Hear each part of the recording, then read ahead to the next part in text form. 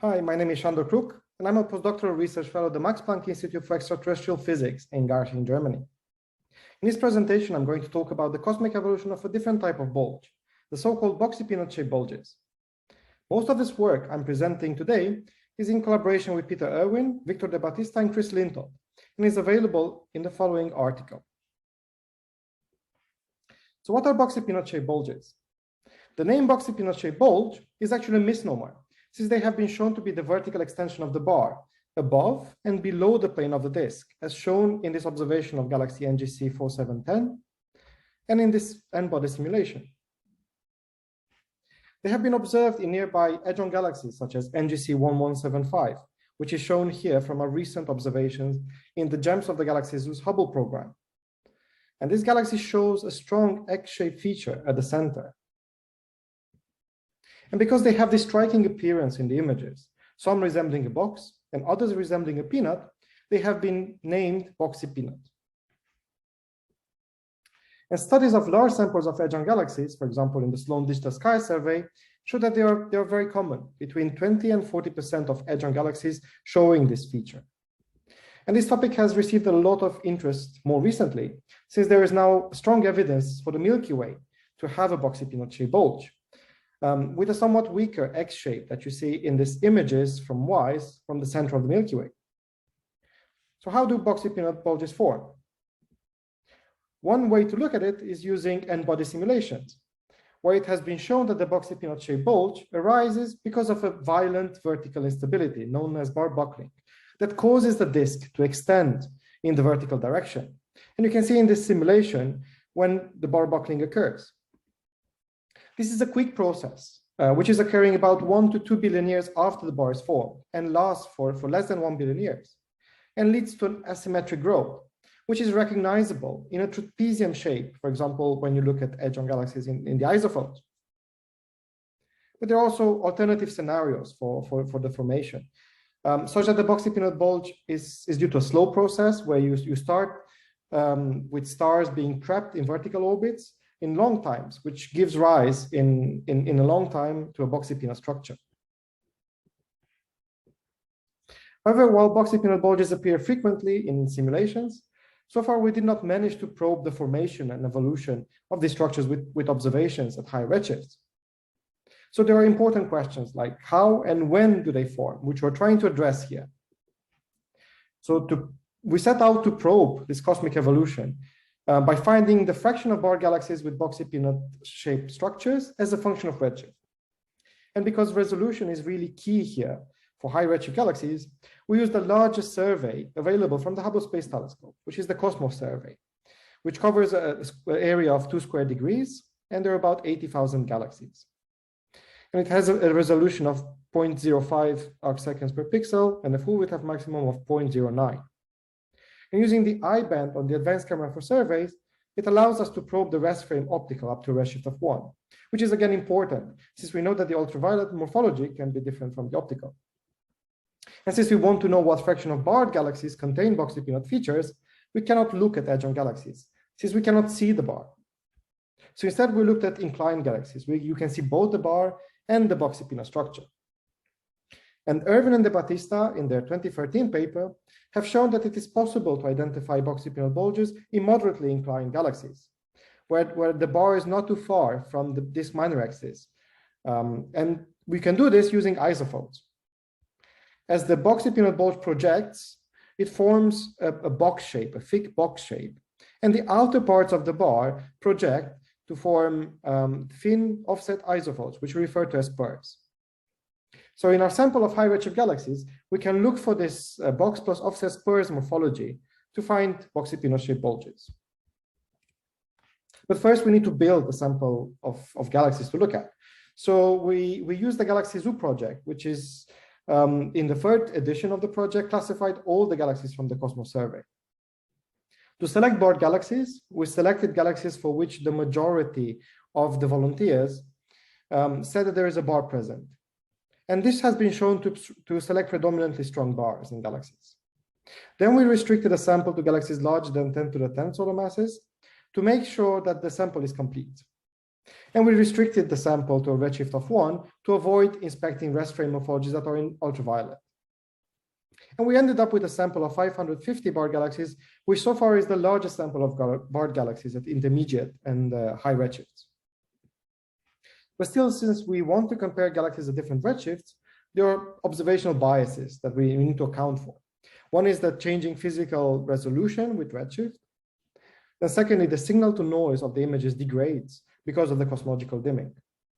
And thirdly, band shifting causes the I-band to probe different rest frames or different redshifts, where the morphology can be different. And all of this affect how galaxies appear. So to control for all these effects, what we did is to match the high redshift sample with a sample from the local universe, from the Sloan Digital Sky Survey, where we have a large sample of barred galaxies, and we know it very well. So we match galaxies individually in stellar mass, in physical resolution, in bar likelihood from galaxy zoo, and in inclination. And finally, to also match the samples in signal to noise, we artificially redshifted the galaxies to the redshift of the galaxies from Cosmos using the Ferengi code. And 3 of us inspected the isophotes in both the Hubble sample and the matched SDSL sample for this box plus offset spurs morphology to identify the boxy peanut-shaped bulges that you can see here in comparison with M-body simulations of galaxies having similar orientations. So going on to results, the figure here on the left shows the fraction of barred galaxies with boxy peanut bulges as a function of redshift, and this is corrected for observational biases. The red square shows the local fraction from the SDSS, and the blue dots show the fractions from Cosmos as a function of redshifts in bins of redshift.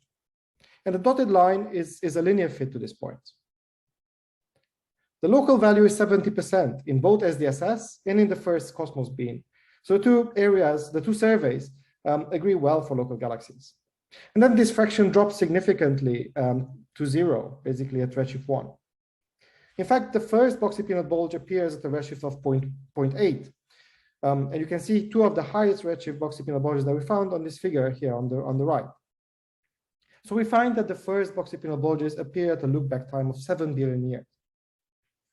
And with green and with black, you can see here the fraction of barred galaxies from various studies, which follow a roughly similar trend, but there is an offset between them.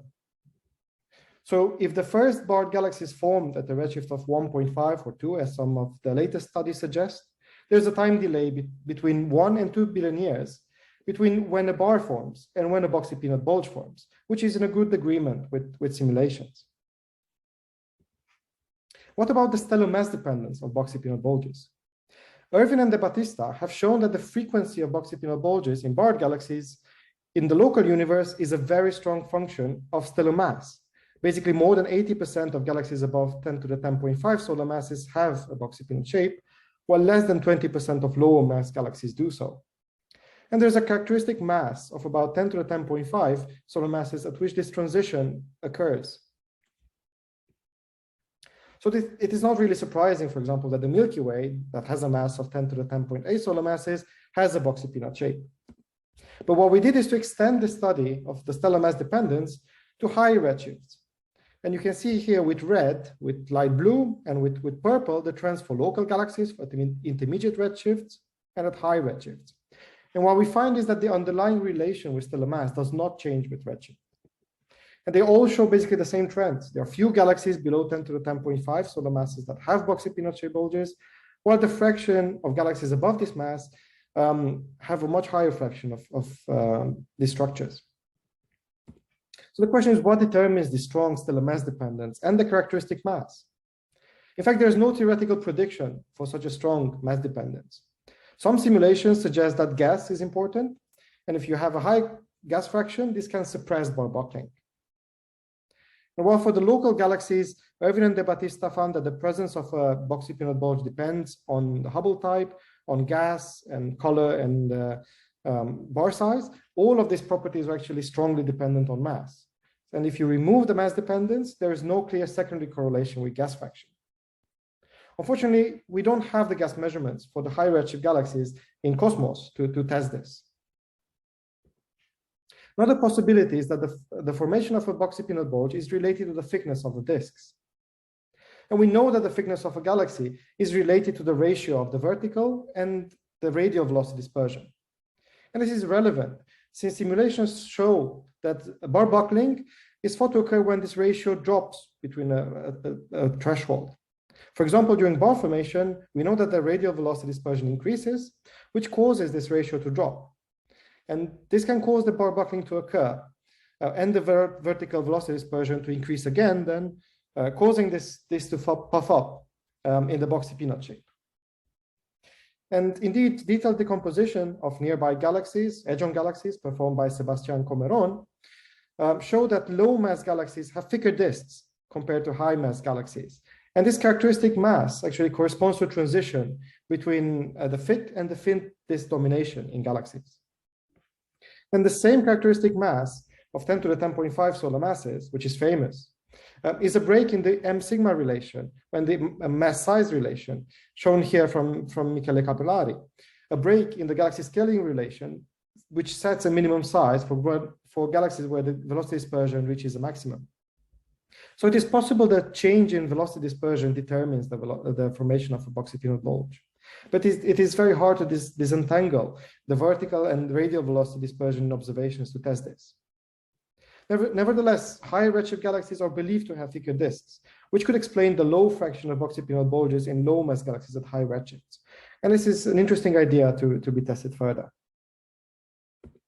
So to conclude, we analyzed the largest sample of bar galaxies from HST Cosmos and the matched sample from SDSS for the presence of boxy peanut bulges.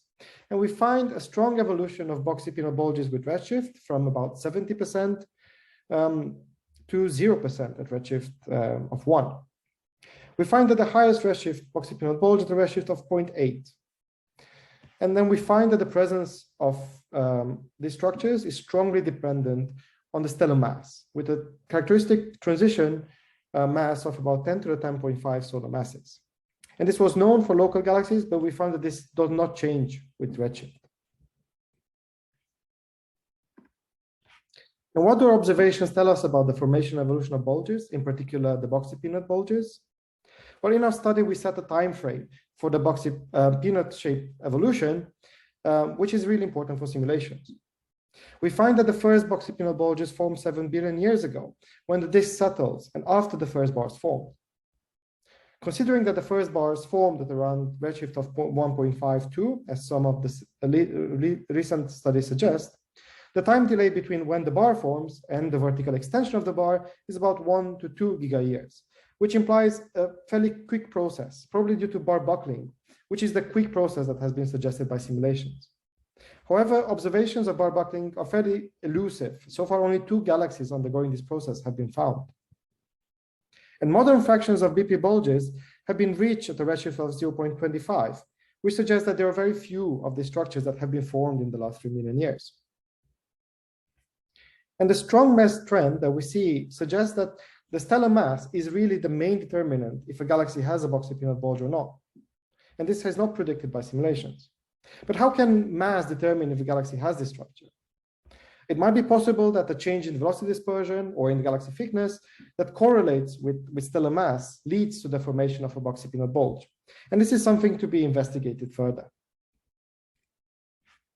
So I would like to leave my conclusions here. Thank you for listening.